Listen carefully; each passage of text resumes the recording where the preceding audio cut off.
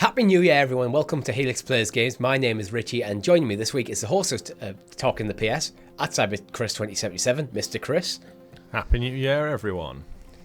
And also the man without any social media presence, Mr. Rob. Hello. Hello. We've got a great show lined up for you this week where we're going to be talking about the most exciting games that are coming to Xbox over the next 12 months on this week's XPass.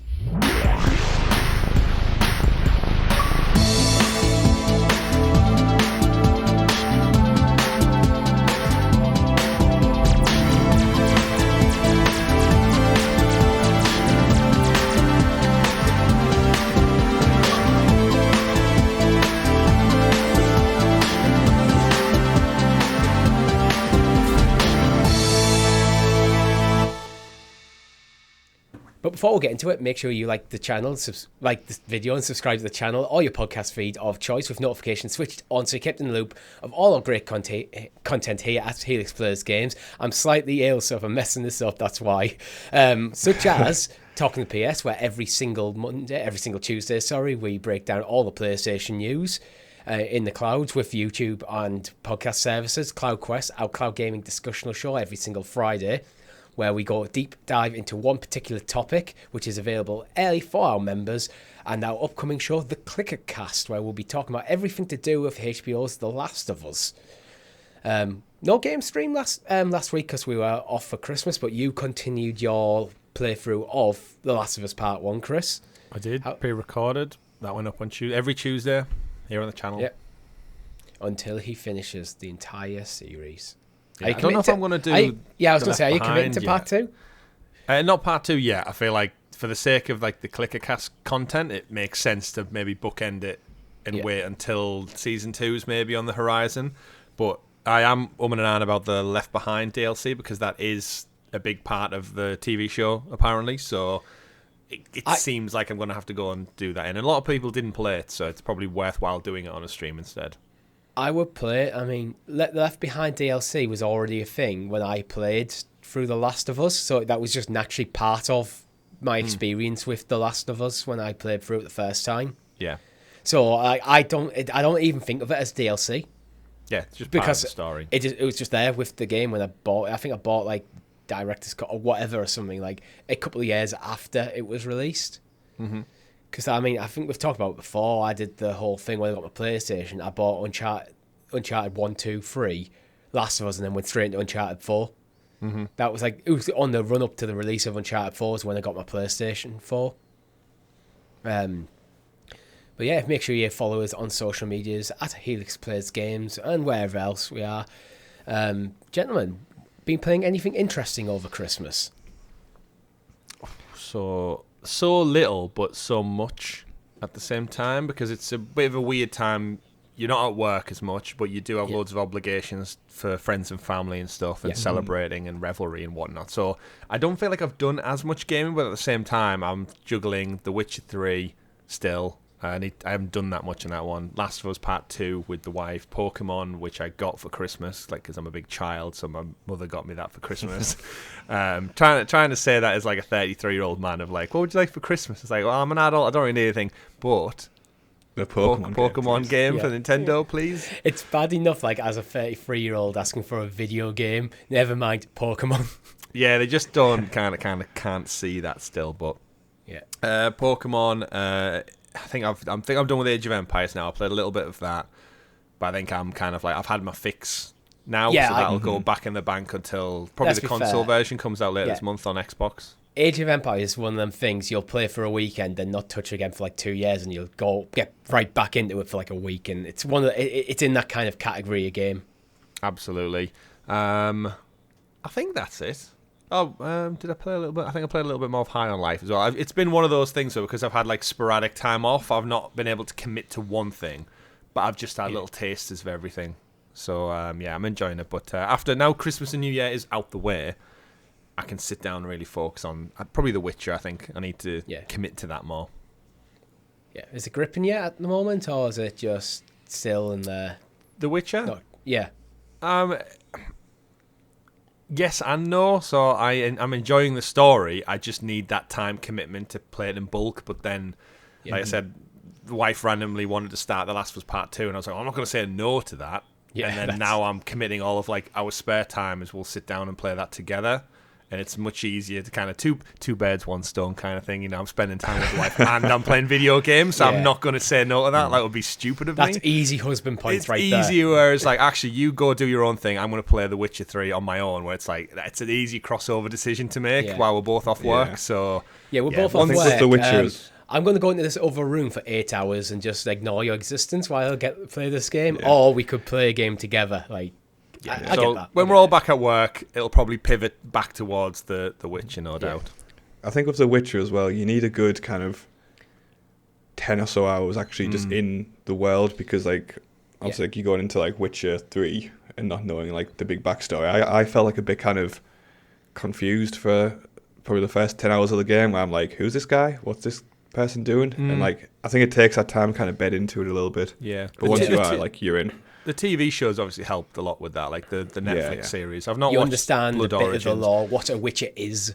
Yeah, like when I kind of knew that anyway, just from just being in and around it. But yeah, having watched that now, the worlds, the location, the map kind of all makes a bit more sense now. But yeah, like Rob said, I think I just need to spend a lot more time in it to really become accustomed to what's going on and stuff. But I think I mentioned it on last week's show. I've done all like the botchling stuff now, and I'm moving on to like the wider side missions and such. So we'll see. Yeah.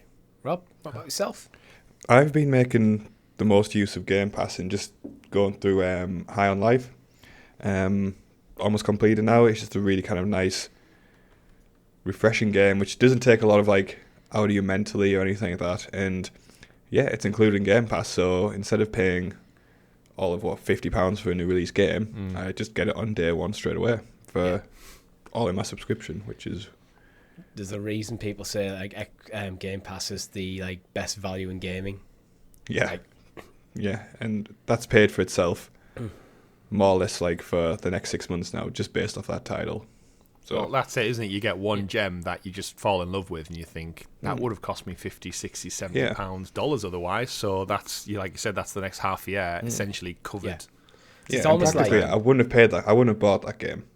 No, same. Like I just wouldn't have, and now I get to experience it and enjoy it as without kind of committing anything more financially, which is really nice. When I look at it like financially, is if I play about maybe 3 or 4 games throughout the year on Game Pass, it's paid for itself, like in that kind of sense. And it also means there will be other stuff that I try, like in the interim. Maybe I'll try stuff I'm like, I'm not sure about that. It's on Game Pass. Well, I'll give it a go, because why not? It's there. And I have it, so I always try and like do the math where it's like, how much per hour am I paying for like this source of entertainment? And like when you break it down, like Game Pass is just ridiculously good value for when you look at it that way. So yeah, I mean, look at the personas that we're getting in like, the start of the there's year. Like if 200 hours. Exactly, yeah. If you're talking just for pure like pounds per hour value, that plays for the Xbox. January 19th, 3 and 4 Game Persona. Pass. Yeah, that's crazy. I'm gonna have to pick my battles with them when I play them, because I don't think they're going to be day one like plays for me, because of how stacked the first half of the year is, especially a bit on the PlayStation side, but which we'll get into tomorrow on XPass and on talking the PS.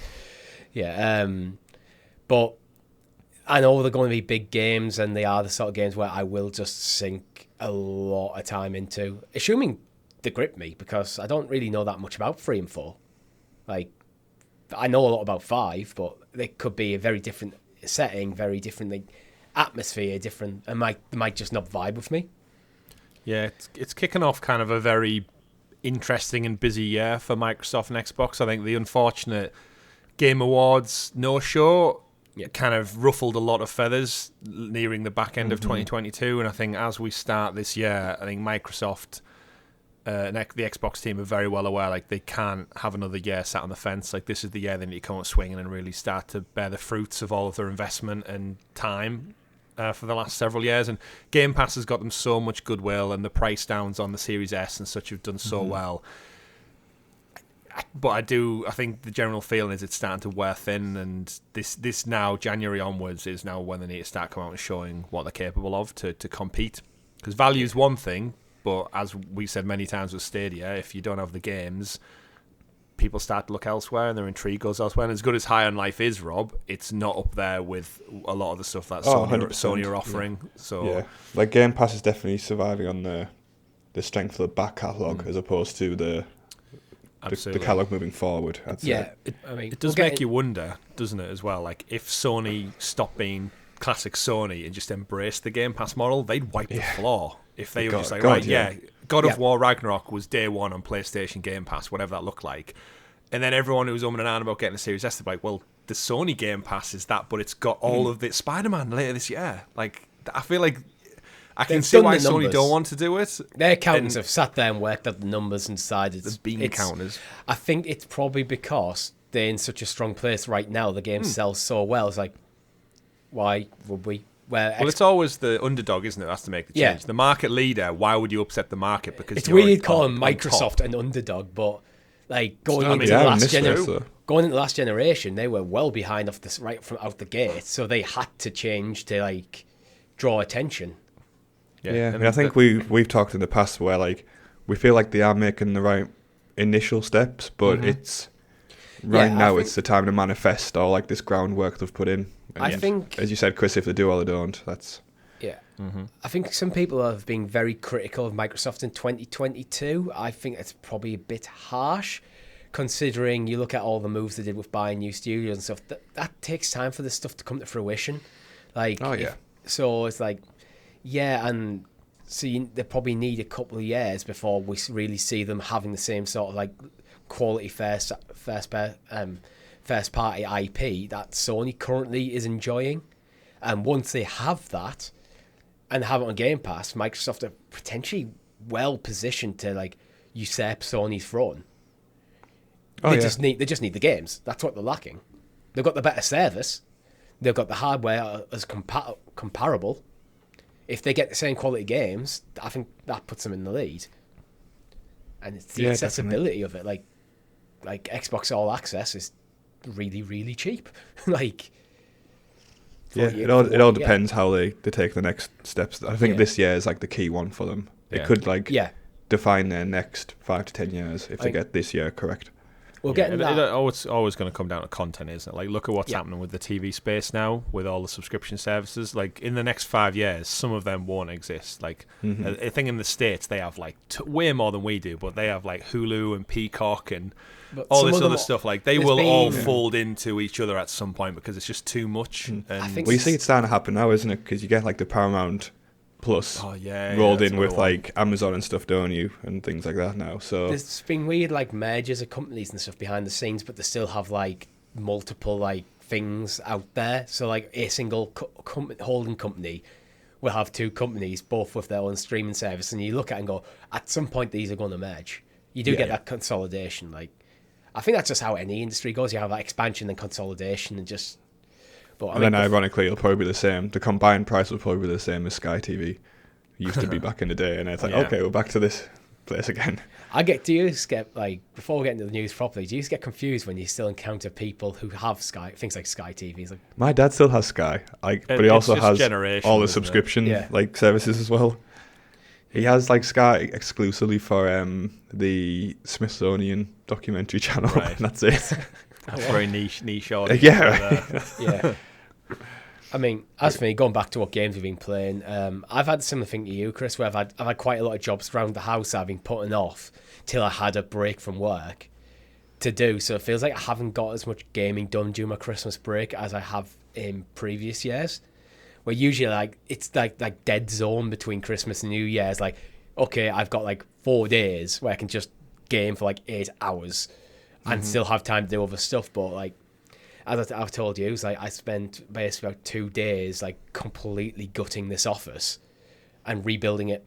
Like, is this the part where you'd like me to reference? I like your new shelf behind you, just so you can talk point talk about it. You don't have to reference. Oh, look, I like your new shelf, Richie. Is that what you've been working on over Christmas? Yeah. What's over there? I can't quite see it. So what have we got? So you can't. It's cutting out on top. But on top, I've got my actually N64 sat on the top.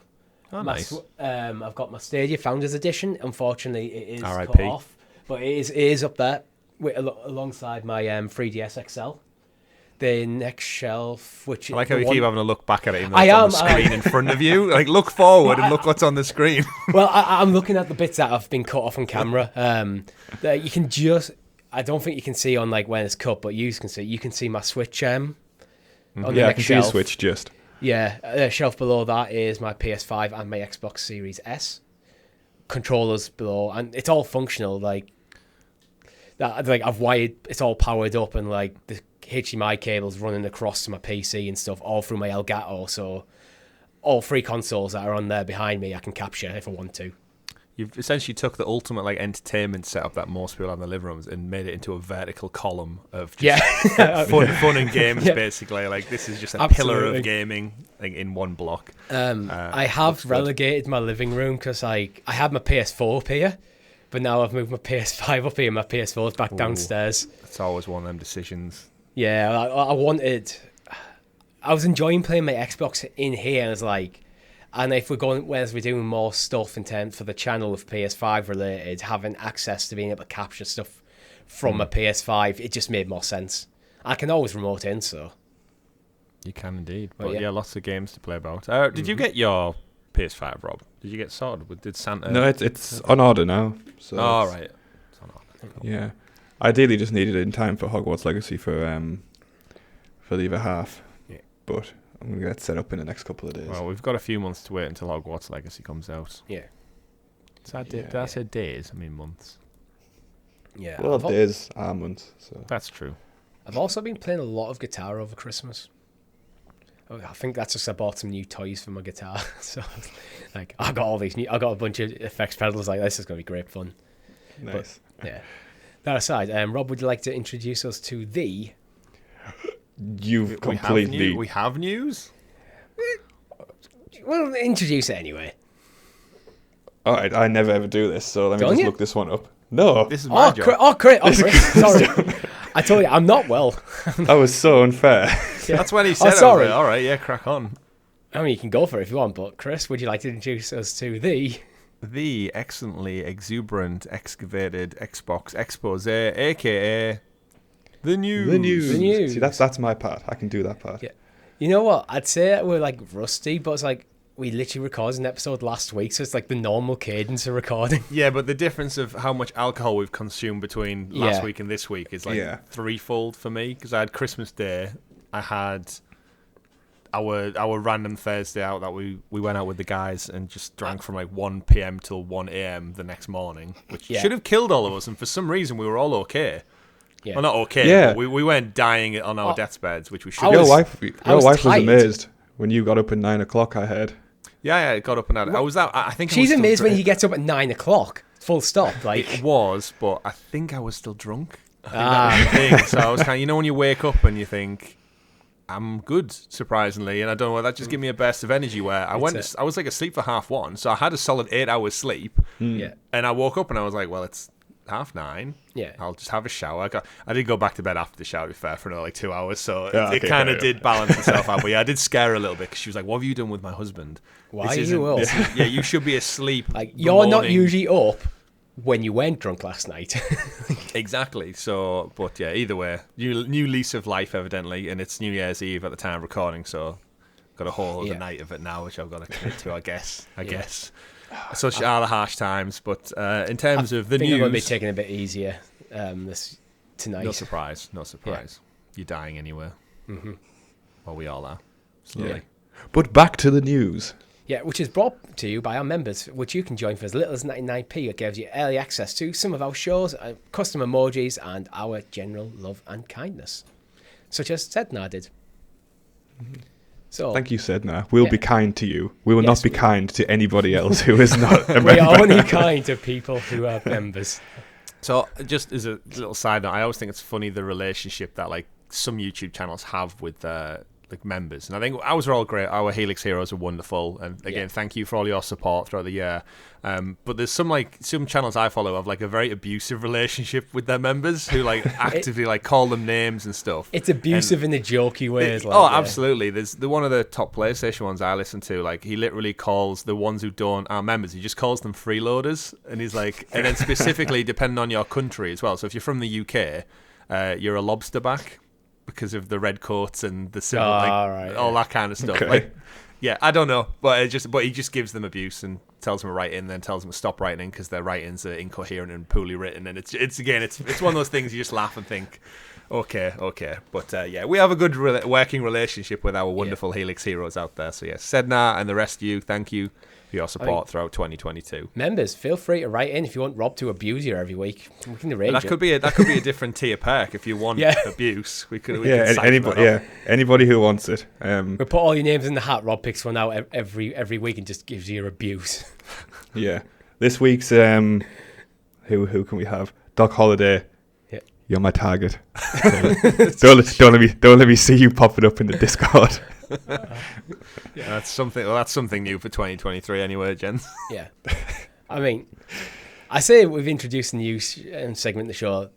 There's basically been no news, so what I think we'd do is we're just going to go through basically what games, just go game by game of games that are coming out or expected to come out on the Xbox in the next 12 months and what we're excited to play. It sounds good to me. Even though it is...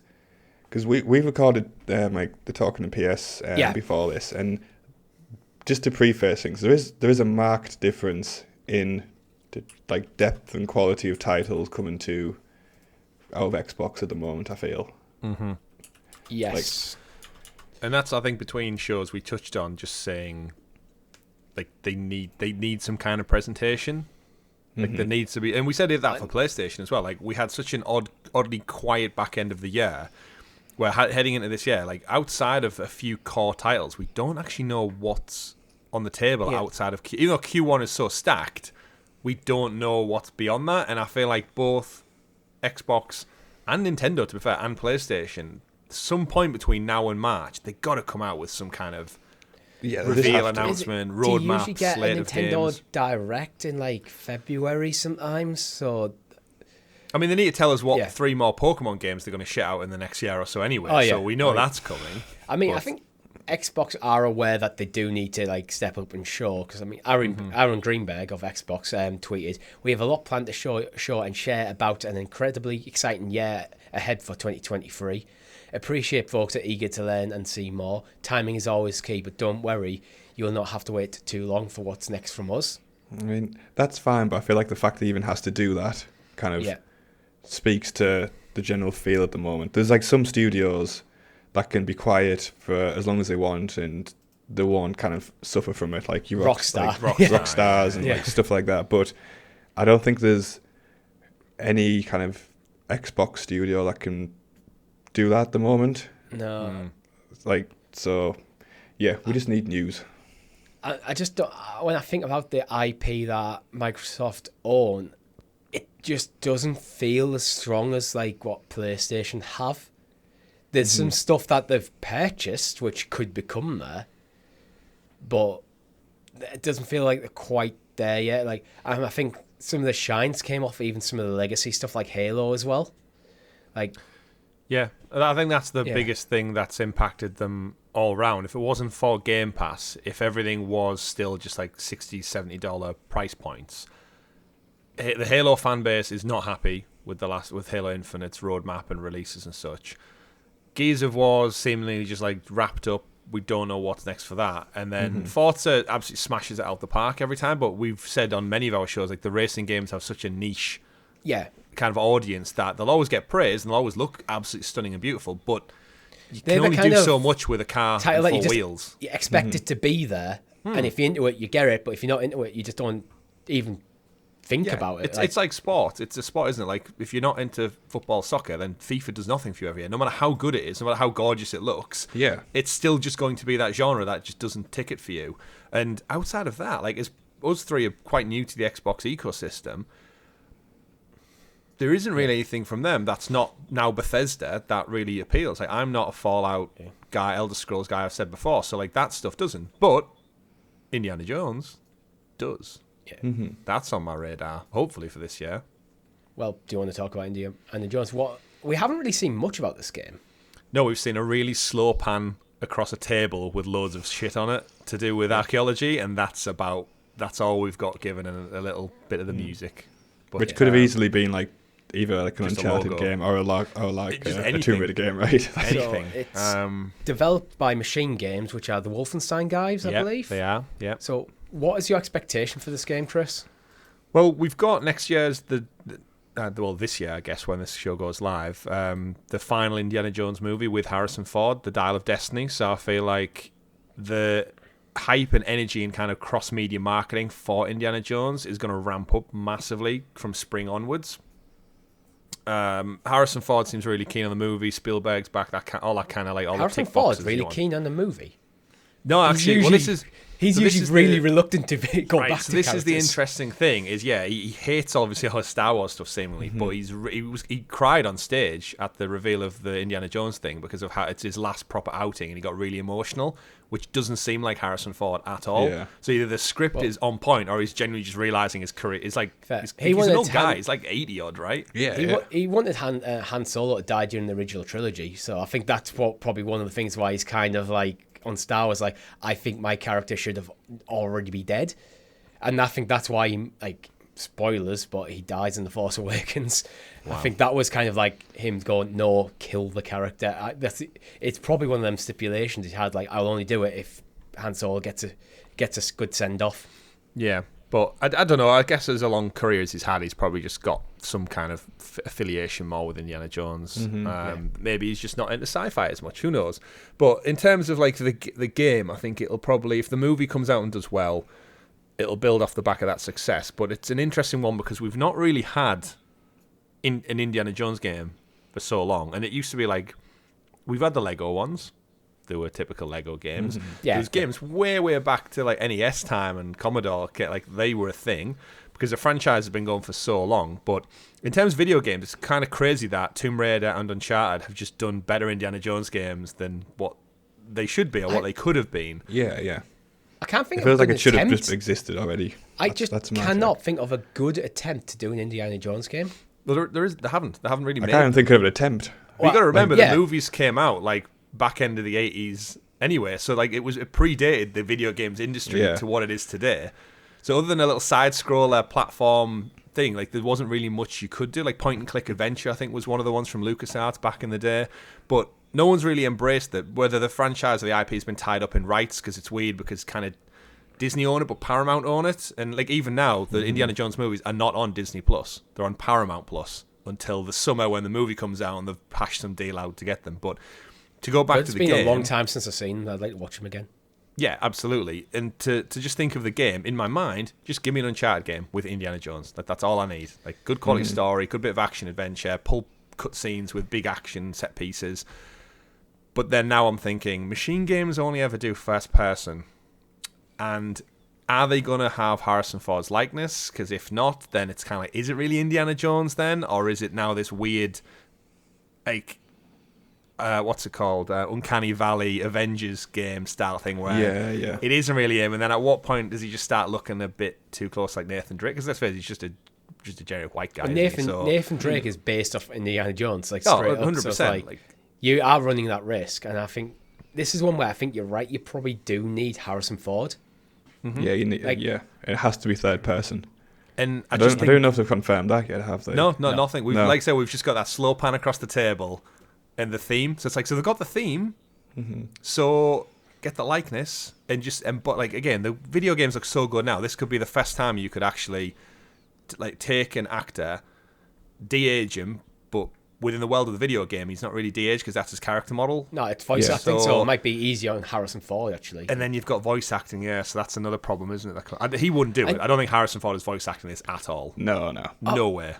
The thing is, I could see maybe it's one of them. He gets approached, and if you're saying like he has this strong affiliation for Indiana Jones more so than like Star Wars, maybe he's give his mate Mark a ring, because Mark Hamill, very prevalent voice actor. Is like, what's his voice acting stuff like? Like Mark Hamill obviously loves voice acting. You can maybe see him like his arm being twisted. Like, you know what? I'll give it a go for one game. I mean, you could just deep fake it, like But you could do that, like, as well. Like, you know what, we'll get you in, we'll take some samples, we'll deep fake it, we'll get someone else, and so you don't have to do it. One, Because then if they did have his voice acting, then the amount of credibility it would lend towards this game would be insane. Oh, yeah. Like if it's like genuine voice acting, like the last game with proper voice acting, I think is the Ghostbusters third game movie. No, it wasn't a movie title. It was the third movie, and it had everyone: Bill Murray, Dan Aykroyd, Harold Ramis, and Ernie Hudson, all back reprising their role on point. Yeah, that made that game. Oh, 100%. And I just think we don't really have that in today's world, but we're seeing such a cross-pollination of video game and movie with like Kojima stuff and Norman Reedus and everyone starting to go back and forth and voice actors and such moving around from different mediums. I think we have hit that kind of transcendent point where they've merged now, but I think Harrison Ford is just too old. And the amount of money probably to get him to do it is another thing, and I think my worry is this is just going to turn into Wolfenstein where we see the arms first person. That would be a disaster. Grabbing onto a rope, solving puzzles. It's like, do I want to be climbing around things just on a wall where I can only see hands on a ledge? It'd be a fun game, but not the game we want. Yeah. But I can see like a Keanu Reeves cyberpunk moment with this. Like you keep it quiet till like E3, and Harrison Ford walks out on stage at E3 during the Xbox Bethesda showcase. Mm-hmm. That's a like write all the headlines sort of situation. Like, yeah, absolutely. It's an interesting one with the franchise, like you're saying, because I would quite happily, as an Indiana Jones fan, we talk about movie tie-in games, and some of them were great. Like the Lord of the Rings ones were absolutely terrific back in the day. Take the Uncharted formula, gameplay, climbing, traversal, big action set pieces, and just make the movies. I would quite happily play through a game version retelling of Raiders of the Lost Ark, Temple of Doom. Give me the minecart scene. Give me the cut the bridge down scene. Give me the solving the puzzles he does in the movie. Make them slightly different. But just Uncharted if fired, or Tomb Raider if fired. Maybe because the stories are there. Expand things a bit, because obviously a 2-hour film is got a lot less content than a video you'd expect from a video. Yeah. Like, let me walk around the museum and find the cross on the floor. Let me drive the tank off the cliff at the end. And there's so many elements that would just work so well. And I know that they won't ever do that, but it's like in my mind as a kid and someone who loves video games, like that's why I enjoy the movies so much, and that's why I enjoy video games so much, because you get to play the action. Yeah, and definitely. like I think that's why like Jedi Survivor we speak about on tomorrow's Talk in the PS, but like we're so hyped for that because it lets you beat a Jedi in that world with character and story and developing progress. We haven't ever seen that for Indiana Jones, and that's why Uncharted does so well. Tomb Raider did so well because it's taking this all the tropes from Indiana Jones and applying it to a video game. Yeah, and like having you do it, which is that's fantastic, that's the satisfaction, isn't it? It's like you get to swing that on that ledge and make that like death-defying jump and solve the puzzle that unlocks the mystery and the secret, but you're doing it. And yeah, my worry is we just get Wolfenstein with Indiana Jones skin. Yeah. The thing is, Bethesda, they pretty much exclusively do first-person games. Like, I know you can play Skyrim in third person if you're a savage. Yeah. But no one really does that. It's not what they're known for, so I do think we're probably getting Wolfenstein with Indiana Jones skin. Again, I think that is a good game. But actually, it's also a game that would distinguish itself from Tomb Raider, from Uncharted. But I want to see. I want Uncharted. I don't want Indiana Jones in like the Wolfenstein engine. Yeah. I want it to look better, and this could be for Machine Games and Bethesda. This could be the time when they start to diverge, because as you said, Bethesda games are very much Bethesda games. Yeah, I think that's a bit of a problem for a studio, especially for Microsoft, because like now they've got so many studios. It's like, right, stop doing first person. Like we need something different, and this could be similar to Guerrilla. They did Killzone for years, first person, and then all of a sudden they came out with Horizon. And everyone was like, oh shit, this is the same studio. Like look at the world they've made. Look at the character models and the design. This could be Machine Games' evolution into something different than they've ever done before. And I hope this is them taking that leap of faith, like they do in the Indiana Jones movie. He's got to throw the sand on it, and Machine Games have to take that leap. Yeah, who knows? We'll see. I do have a little bit of trivia before we progress.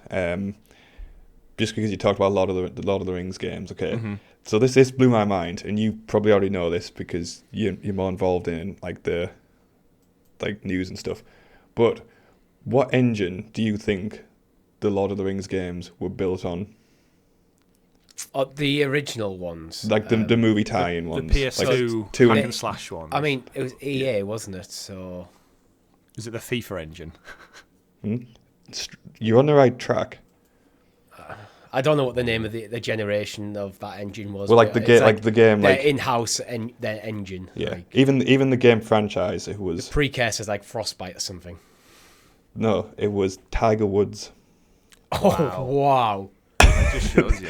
The Tiger Woods, because I was reading it and it was saying, like it needs like a big like landscape, like you can traverse over. Render it, yeah. Yeah, and it was the it was an What do interview we by have?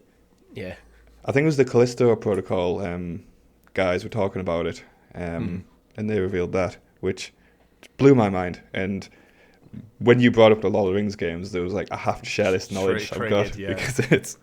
Yeah, but anyway, video game engines are crazy. Like the stuff you can do. There must be so many good little nuggets of how they just took stuff from other games and shared them across their company, and it was like, oh, we can utilize that.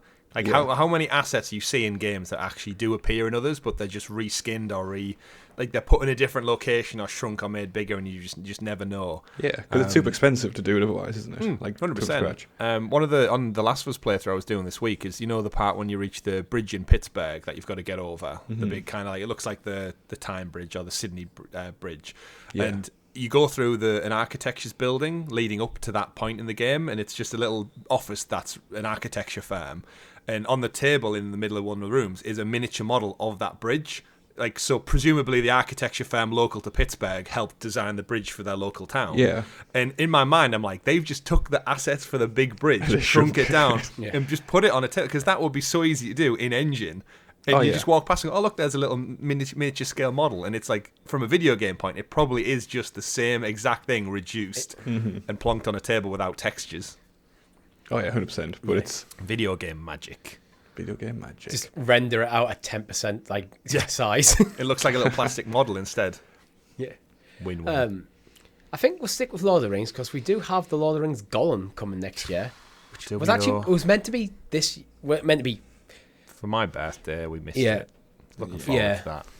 I think I got to play The Last of Us Part 1 remake instead, so I'm not too annoyed. But like I get with this game. I feel like it's just lost its window now. I feel like because we were talking about it leading up to it, it had like the Rings of Power launched that same week, and now that's came and went, and I just feel like it was supposed to be like a next gen launch title. It was like the first game ever revealed to be next gen only, and it just kind of fell off, and it's like I just don't know how much energy it's got really left in its sales now. I've never had the desire to play as Gollum either. If it goes on Game Pass. Oh, Game Pass, I'd definitely play, It's currently not slated to be Game Pass. No. But even when I've been replaying Shadow of War, and like the small bits where like Gollum turns up in that, I found quite annoying. I don't know why, but I was just like, why are you here? Yeah. I felt a bit more forced, to be honest. Like, why is Gollum there? Like, it's an easy character to replicate without hiring like anyone. Like, you don't need the likeness of any actors. You just basically use the generic CGI models and stuff and get someone to try and replicate Andy Serkis' voice the best they can, which they rarely can, unfortunately. Like, they did okay in the Shadow of War, Shadow of Mordor games, but you can tell it's not Andy Serkis performing it. Oh yeah. I must admit, like, it seems the Gollum game seems to be set in that period of time after he's been caught by Sauron, and then before he gets caught by Aragorn. Like it's that. Have you ever stopped to wonder what he was up to in that time? Because I haven't, and I haven't really cared. It was just kind of like he just wandered away from Mordor. That's kind of just in my head. It's like he was just kind of in my head canon. He was just like let go. Like they let him go, and because he was of no more use, and then just probably in my head no one in Mordor give a damn about him, so just let him literally wander off. And the thing is, we're all huge Lord of the Rings fans, and huge gaming fans, and if we're not excited about this game, then who will be? And is there anything else happening in Mordor of interest in that thing that you might be able to discover as I don't really think Probably not. Yeah, no. It's interesting. I wonder if they're gonna do. They've said about like the psychology element of it and like having the two alter egos, and there could be some interesting dynamics between their conversation. Yeah, and they could reference loads of things like throughout history that he's learned about and he knows about. But like you said, I'm not too sure if it goes into a narrative-focused adventure game, especially without the kind of the New Line Cinema skin over it. Like if it's just going to look like a knockoff version of it. What character, like in terms of his character, like his character arc? What's his arc there? Because we know what he is before He's an he arsehole gets at the start captured, of the game. and we know what he is after. It's like what's yeah. Like the interesting thing of his arc was kind of through the Lord of the Rings, where it's actually no Smeagol lied. That was kind of the culmination of like his arc. It's like actually no, he is just an arsehole. He was just pretending to not be. Yeah. Speaking of assholes, actually, I read a fun little kind of like tweet meme comment that went out about the Lord of the Rings. It said like all the time Sam and Frodo spend with Gollum, like across the weeks, the traversing towards Mount Doom and the Shelob's lair and everything. He only wears like this little tiny nappy thing over it, and in the movie they do really well at like hiding his junk in that. And they said, but you've got to imagine Sam and Frodo spent weeks with this guy as he's like sleeping next to them, walking in front of them. And the meme was basically like, so as the viewer, you never see it, but Sam and Frodo through all that time will have seen Gollum's junk just hanging out while while he's crawling from him so many times, and they chose not to acknowledge that and not talk about it. Even like lend him some pants or something. I think if you are Sam and Frodo in that situation, you're probably like, Sam, should we agree we're not going to speak of this bit. Just the unspoken rule. When it comes to telling this story, if we ever get out of here alive, we don't talk about Gollum's arsehole. Yeah, like he climbs right up on like Sam's like shoulders essentially at some point in the movie, and it's like just hanging free Gollum, living his best life. I'm surprised there's like 100-page appendix entry which Tolkien wrote about. Oh, that'll release. But there'll be his great grandson releases those papers in like a 100-page book. Yeah, it's like a letter to Doris in like Greenwich asking about Gollum's junk, and he's like, well, actually, and then he just funny wrote you this should massive. mention that. There's a whole heritage. Yeah. Did he ever put the ring on? No, we won't go down. Yeah. You definitely would, though, to see what happened. I mean, it's a magic ring. It's a magic ring. Does the magic ring care what you put it on? Exactly. Yeah. You have to save that for the other appendices. That's the biggest mistake Sauron did. He didn't give himself a Prince Albert.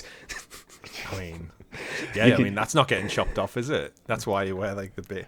Either way, God, you can tell there's not much news this week on the okay. Should we move on to talk about another arsehole? Dragon Age 4, Dreadwolf. Are you excited about this? Who's the arsehole? Solus, he was introducing Dragon Age Inquisition, and he's basically a bit of an arsehole for it, but spoilers, he's the villain of the piece. So on a scale of 1 to 10, Richie, how excited are you about this game? I'm about a 3. The thing is, Dragon Age Origins is one of my favourite games of all time. And I just feel like I don't know what they do. They came up with this gritty, realistic world where you had the Grey Wardens and the Darkspawn and stuff. And then immediately pivoted from that interesting stuff to the stuff that was in Dragon Age 2 was terrible. Dragon Age 3 with the Inquisition and stuff was I don't know, that was one of them games. Have you ever played a game where it's you're really into it, but the more you play, the less you like? Yeah, I get that. That was Dragon Age Inquisition for me, but it feels like Dragon Age 4. It's got to be next year, right? It must be. What's the gap right now between the last entry? Dragon Age 4 was announced years ago at this point. It must be around 4 or 5 years ago. It was announced. Yeah, so it has to be this year, talking 2023, right? Yeah. But again, if you're 3 out of 10, I'm not a fan of the Dragon Age series personally. If you're 3 out of 10, I'm a -12 probably. Yeah. Chris, I imagine you're fairly similar, right? Never play them, so don't. It's one of them when you look back. I think it won it was Inquisition got Game of the Year. Inquisition 2014. 2014. Inquisition was 2014, so it's been 8 years. Which one of the arguments against Dragon Age 2 is I think they developed it in a year, and so it just did feel very rushed, very like disjointed. The reused assets in a way not like you revisit an area and things have changed. It'd be like, no, we're just like, you're going into another cave and we just literally copies and pasted one that we made earlier that you've already been to. Yeah, I mean, they're not going to make that mistake again. By the sounds No, of it. I mean, they've had 8 years on development so far. Yeah. Like, Perhaps they're going to make entirely new mistakes. Who knows? Well, yeah, it's interesting as well, like where their attention split between it was Mass Effect as well. 4 years ago it was announced. It was announced at the Game Awards in 2018. And then we've had the Mass Effect teasers as well for the last year and a bit now, so it's an interesting one. They could get me back with this game, but I think as it stands, where I wasn't overly... I know Inquisition was very well received, won awards and stuff. I was like... I never actually rolled credits on it because I just lost interest as the game went on. Mm-hmm. I have been tempted to go back and play it again, but then it's just never took. Yeah. Yeah. So, like, that's been 8 years in the making. What's been 10 plus years in the making now is something entirely new from Bethesda in Starfield. Yeah, that's the big ticket for Microsoft for this year, isn't it? Like, if Starfield does not do well, that's like it's weird how everyone just presumes it's going to be a baller top AAA game that's going to be revolutionary. It's like, again, not a Fallout fan, not an Elder Scrolls fan over here. I enjoyed a little bit of Wolfenstein. Yeah, so I'm excited for it, but I don't think I'm excited for it as the hype everyone seemingly is building up to be like, game of the year next year will be Starfield. I'm like, no, I'm exactly the same as you. 100%. Yeah, the thing is, like, I think me and Richie probably tied for like Bethesda fans, like franchises, between kind of. I'd say I'm a Elder Scrolls. Lapse fan. Yeah. Nowadays. But like, the reality is, like, this new IP is, from what I understand, still built on the same old kind of generic kind of Bethesda formula, right? Like, there's no indication that's going to be like this like next. It's sci-fi title. it's sci-fi Skyrim.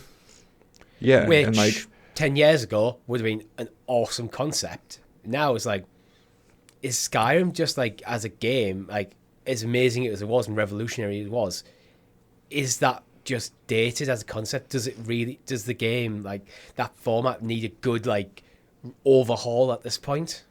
I think it just feels with us like, from what I know, it's the same engine that kind of Bethesda's been using for what, like, pretty too much far too long.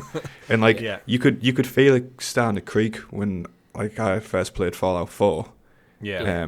Like it felt like it was at the end of its life then. So I don't really know, like, when comparing like this in like the Game of the Year conversations for 2023, I'm not sure how that like a game built on that platform is going to compete. Yeah, graphically it's not going to. So then you wonder, like, is it story? But then the story, I think, because it's the nature of being a massive open world, it's just like NPCs and people you speak to, and it's like, it's the kind of like the storytelling from the world. It's still like Fallout. Let's face it. It's because it's the Fallout world. It's the Skyrim world, rather than necessarily individual characters. From what my understanding is, and you enjoy just living and exploring. It's about immersion. It's about immersion in that world. You're playing through the stories that in the world. But it's like, how many times have people started Skyrim and not bothered with the main quest line? Yeah, because it's just like one of the things to do. Yeah, and like when you're comparing it like to like other open world kind of studios, like stuff like Ubisoft putting out. Like, I know we always criticize them for like their kind of production style of making games, but when you compare like their environments and their worlds compared to what we've got from Bethesda, like similar. It's similar, but I'd still say Ubisoft are quite far ahead in that front. And we're criticizing Ubisoft, so what the hell does it say about Bethesda? Again, I'd love for it to be a success because I love like that type of game and in the overall studio. But I just feel like it needed to be worked from the ground up, as opposed to just another iteration of what they do.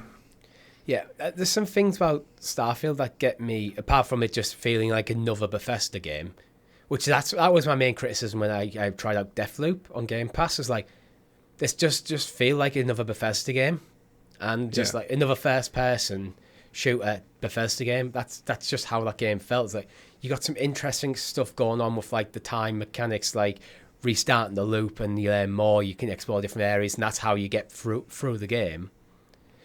But with Starfield, I'm kind of looking at it and going, Starfield features 1,000 planets and over 100 systems. I'm like, that just seems way too big.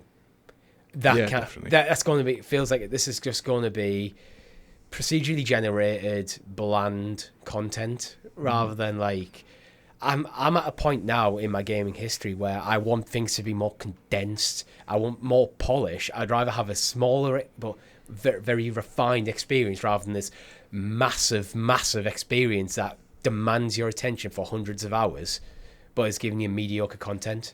Yeah, it's the same criticism I give against Ubisoft, where they just make their world huge because they're terrified that you might play something else. It's why Valhalla's been coming out for about 3 years at this point. They need to keep you in there, keep you playing, because that retention looks great for the investor calls and stuff. But there's a lot of like, I think it's not so much Valhalla. I think Valhalla was a bit better, but like, I think with Odyssey as well, there's lots of like things in there, like the miscellaneous like CG generated quests. It's just like they just add nothing. Yeah, filler. Yeah. I think in reference for Starfield as well, it does say that they're using the Creation Engine 2, which is an iteration on the Skyrim engine, the creation engine for that one. So both Starfield and the next Elder Scrolls are going to be on this Creation Engine 2 by Bethesda. So whether that means we'll see a drastic jump, because the video footage of Starfield like looks great, but I do just look at it and see generic space shooter. Like, if you didn't tell me this was Starfield, could be anything. It wouldn't stand out for me and go like, oh yeah, it's something different. And again, I want to be proven wrong, because absolutely 100% want to be wrong with this game. It's someone who's not a massive fan of them. With it being a new IP, that does kind of have me in as like foot in the door, day one on Game Pass. I could just totally fall in love with this, and they're like, yeah, this is my jam. Like Fallout Bethesda didn't get me. Wolfenstein, like I said, I enjoyed a little bit, and Elder Scrolls just never did it for me. So like, maybe this is my genre of choice for Bethesda, but like you said, it needs to do something other than showing off 100 worlds and planets is great on paper. But is that interesting after Planet 4 or 5? I think probably that's not, like. That's a kind of like, we know, I talk occasionally about how like games are scared to lose your time, and just like this idea of like everything. Like, I talk about it on Talking the PS tomorrow when I'm talking about Plague Tale, where it's kind of refreshing, where the game it's very linear. The world feels bigger, but it feels like there's bits of the world that you're just not going into, because why would you? But the game, it is a very linear game, and it's not trying to be an open world RPG. Like, because the Starfield feels like it conceptually goes back to the time where everything was trying to be an open world RPG. And I feel like that's something that it's a trend in games that probably needs to die off a bit. Not entirely, but not everything has to be that. But I think a lot of that started with Skyrim. Yeah, I mean, with all that said, I will definitely be playing it. 100%. Because it's on Game Pass. Like, there's no reason to not play it. Yeah. So again, I may have overlooked, because I'm not particularly excited over it. I'll be playing by virtue of it being like a no-loss situation for me. For me, it needs to be just more than Skyrim in space. That's my thing. Like, it just needs to be more than that. And so far, it just looks like Skyrim in space, which, I mean, I don't think it's a bad thing. I think it's more of a case of that's just not where I am as a gamer anymore. Yeah, there's going to be an audience out there for it, undoubtedly. Oh, 100%. It's going to sell. Well, it's not going to sell because everyone's going to get in Game Pass. Yeah. It's going to do numbers. Yeah, it's interesting. But then again, same can be said for what you were saying there, Rob, with Redfall. Like, Redfall looks fun, but I wouldn't be putting £60-70 down for this if it was coming out, because it just looks like a generic vampire co-op shooter, which in itself will no doubt be super fun. Yeah. Oh, yeah, and definitely. I'm sure we'll jump in and we'll have a great time on a live stream for it. But like, is the audience? Are we just too old? Is this audience for like younger? Like, they want to jump in with their mates and just hunt them down. But then, like, we had that with Left 4 Dead, right?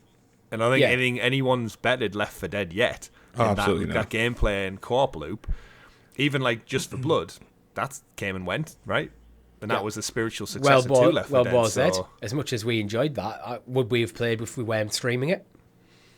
I think we tried to, but then we failed because that's what happens. Yeah. But yeah, Redfall, I don't know. Again, it's just another one, but like, this is where I think Microsoft really need to come out swinging and say, like, look, we've got Starfield, we've got Redfall, Minecraft Legends as well. Let's not overlook the behemoth that is Minecraft and the power of that branding. And like, even though Legends is something a little bit different, it's like a dungeon crawler. Minecraft Dungeons was a great spin-off dungeon crawler. This is like another ulterior spin-off, which is going to have a bit more story focus and something different. That'll pull its own weight, just with the Minecraft attachment to it.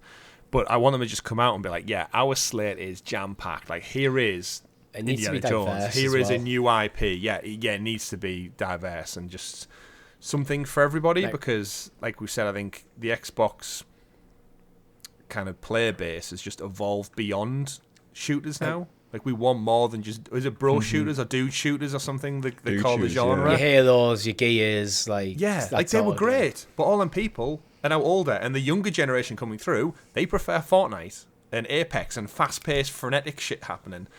And I feel like there's that middle ground that's just it's lost, and we need to see what that's about. I mean, going back to the start of the show when we're talking about like Microsoft, Aaron Greenberg saying like, and what he's saying, oh yes, exciting stuff next year. Is like everything we know. Most of the show we've been talking about Bethesda games, and our criticism has largely been they all feel like Bethesda games. Like Microsoft needs to, I think, come out and show something just different.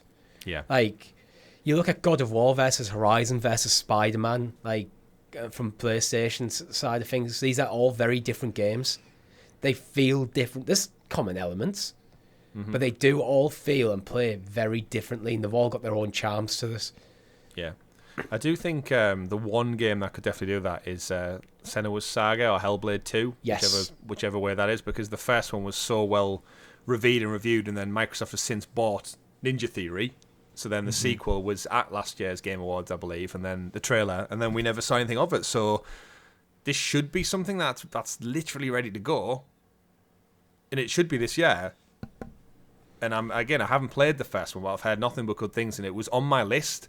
But then when they bought Ninja Theory, and I only had a PlayStation at the time, that was I'm not going to play it because I'm never going to be able to play the second one without acquiring an Xbox.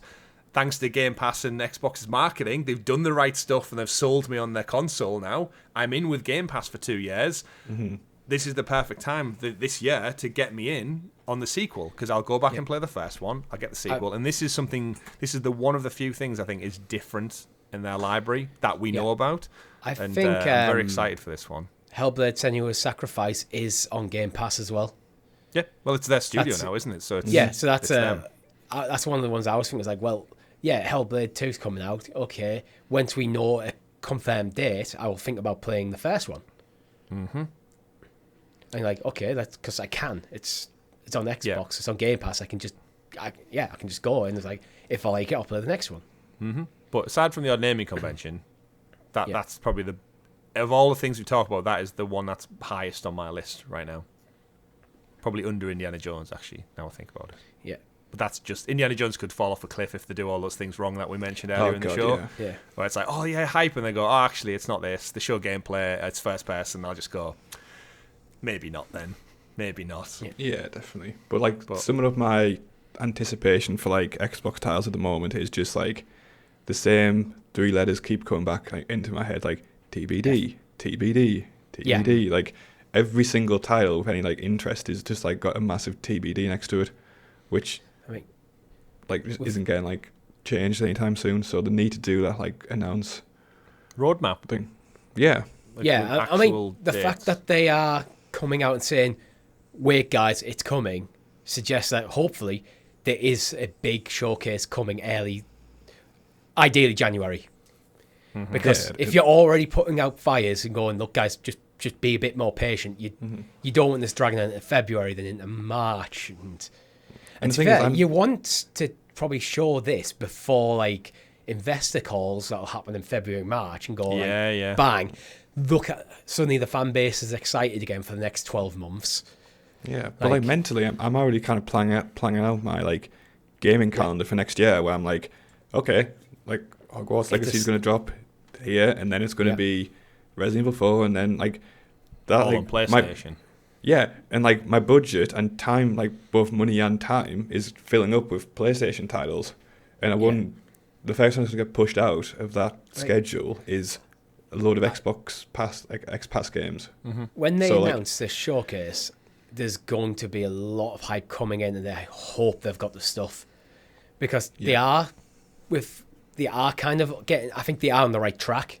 Like, we haven't really mentioned it in this show, but Persona 3 and 4, they are coming in January. Persona 5, they've just got, so they are starting to branch out away from just the Pro Gamer, just the Bethesda stuff. Like, they've bought a lot of studios. They're making strategic deals with other studios to like get games on the Game Pass. Like, we haven't talked about Lies of P. It's a Dark Souls-esque Pinocchio horror game. Yeah. And it looks incredible. Like, well, that's the kind of Game Pass thing, isn't it? That we also don't know what titles between now and next year that they aren't making. They can just throw the checkbook at them, and all of a sudden we're playing, like, Plague Tale Requiem came out day one, like back end of last year, which was fantastic. It was £50 otherwise. Then we had High on Life as well. Not exclusive. Made first party exclusive, but on Game Pass day one. So there's a lot of value that we maybe don't know about, or games that we don't even know about yet that we're going to be able to play without putting down an extra penny, which I think will help build up that hype. But you're right, they need their own studios to really flesh out that library and say, like, why should you be dedicating your time to Microsoft and Xbox? And I think when we do this show, I always wonder, like, do we come from with a different bias because we've never been in the ecosystem before? But then sometimes I think that actually probably is better for us, because we're coming from an outside point of view where we're not totally enamored by Halo and Gears of War, and we have that affinity for the legacy, but we've been dragged in enough through intrigue and value and whatever that we've all bought Xboxes in the last 6 months. Yeah. So they've done something right, but now you need, as a business, to appease us, keep us satiated and happy as gamers. Otherwise, we will just go back to where we're familiar with and what we know. Yeah. And you said it there perfectly fine, Rob, is you're like, psychologically, you start to plan out your year ahead of video games, and it's all on PlayStation. And Microsoft don't want that, because then when it comes to renewing our consoles and all access in 2 years' time, we might just go, you know what, it wasn't. I had a crack of the whip. It didn't work out. I had fun, but I'm going to go back to just the one console. So like practically, that's what they need to. They've bought like 2 years of goodwill, of an opportunity, with like the amount of pushed all access, which is a really smart business decision. But it does put like a noose around, like there's like a ticking clock. Retention. Yeah. Like the time is ticking on retention, yeah. There's a few other things we should mention, like things like Fable 4, not confirmed for next year, but could be potential. We've got a new Perfect Dark game coming. Yeah, but again, these are all old franchises. You know, they're not old. That's probably not fair, but there's Golden a lot of kind of summer. There's a lot of like running on goodwill, I think, for a lot of these titles. Yeah. Well, this is why I think I'm hoping they do, like, pretty much in the next maybe week or two, they announce a showcase and go, right, we've been holding off. Now it's the time. I wonder, is the Activision Blizzard King stuff, is this the reason why they're not wanting to take the step until that's resolved? Because any move they make weakens their position a bit. Like, inevitably, yeah. Like, that must be playing on everyone's mind.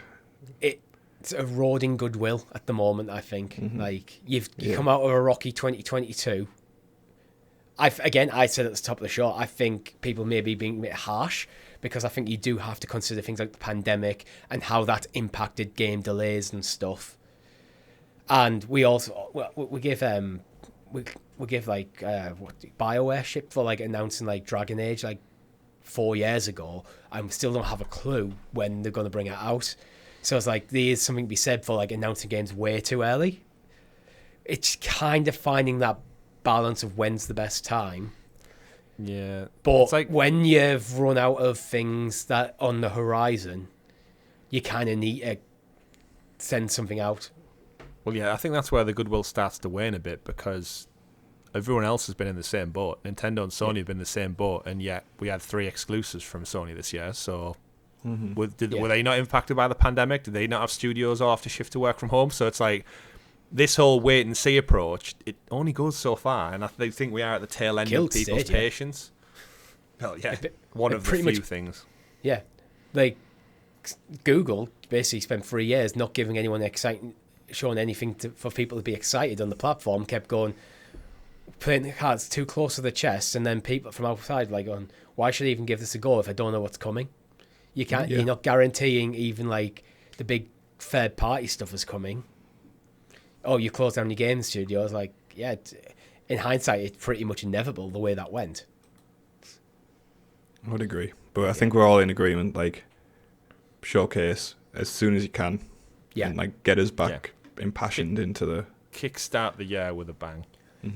Come out swinging in like in 2023 in January, before PlayStation have a chance to do anything, before Nintendo have a chance to do anything. Get all eyes on you at the start of the year, going, this is why you should be excited to be an Xbox fan. Yeah, 100% agree. Because I want to be excited. Yeah. Is there anything else you want to talk about? Any other games? I think we round up the show. Oh yeah. I think just for me, like mentally, my head's so far into the PlayStation exclusives that I know there's whispers and murmurings of these like great titles to come on Xbox in the next year, but like I have no information on them, very few kind of release dates. I can't get that excited about particularly anything at the moment Xbox related, so it is going to be a case of them working to win my excitement back. But I think that's all we have time for this week. If you've liked the video, make sure you hit that like button and sub to the channel or your podcast feed of choice with notifications switched on so you know when all of the great content drops. If you want to write into the show, I just want to hang out with some awesome people, we do have a Discord server. The link is in the description below. Thank you very much for watching. I've been Richie. My name's been Chris. And I've been Rob. Happy New Year from all of us. Goodbye. Happy New Year. Bye-bye.